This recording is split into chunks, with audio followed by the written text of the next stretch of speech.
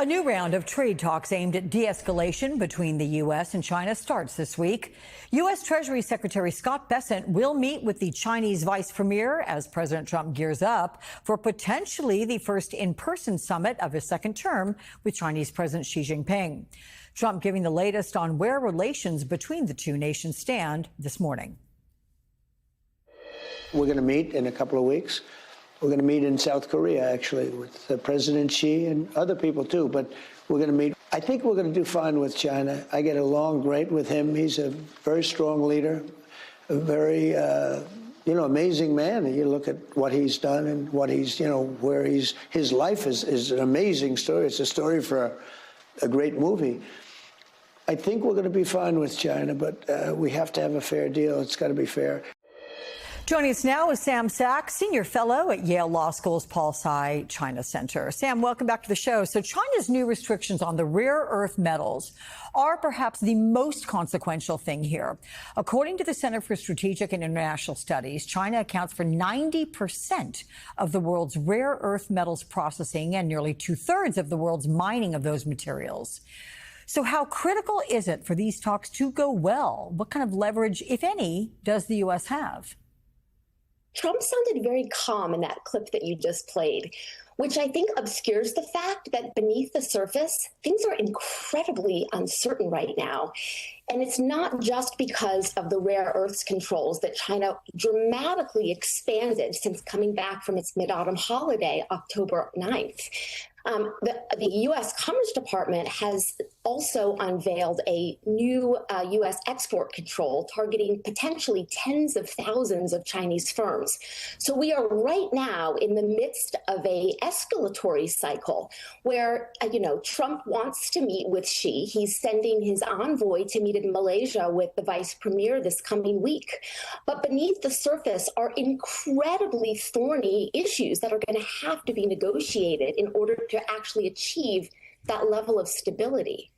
So timing-wise, did the new Chinese restrictions come about because of this trade war, or has this been in the works from the Chinese president for a while? I mean, does this indicate to you a larger move from China away from its ties to the U.S.? So, Alex, I think that actually gets at two separate realities that U.S. and Chinese policymakers are living in.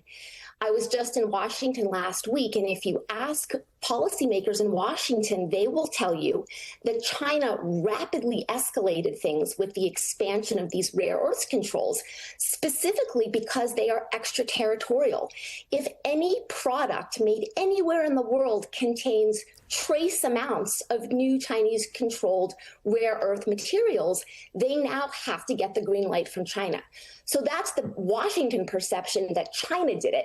If you ask people in Beijing, they'll say China was just responding to the fact that the U.S.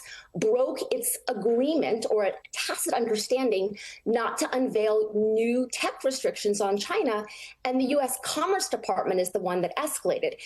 While they live in these two different realities of who's to blame for the latest deterioration, I think it's going to be really hard to walk back from the cliff's edge. So the Chinese government specified it's going to deny any imports of its materials if they're for defense use of other countries. So what does this mean for U.S. physical and cybersecurity? Could it cripple U.S. defense capacity in any future developments? Well, it depends how they implement it, right? And it's not just defense technologies. These rare earth materials are potentially controls are going to disrupt the global auto supply chains, for example. Electric vehicles, they've announced new controls on lithium batteries, which are part of the core of any electric vehicle made anywhere in the world. And they're also saying they're going to target new AI applications. So it's potentially much broader than the defense industries.